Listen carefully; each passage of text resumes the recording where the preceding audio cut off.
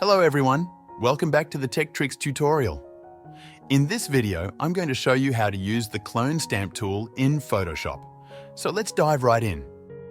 To create this, first open your image in Photoshop. Then go to the clone stamp tool present in the left options. After selecting the clone tool, go to Window from the top menu and click on Clone Source. Here, select Flip Horizontal.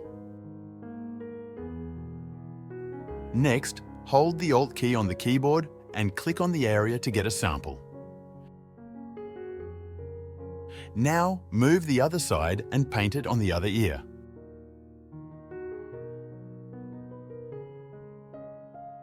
And that's it. Now you can easily clone anything in Photoshop by Clone Stamp Tool.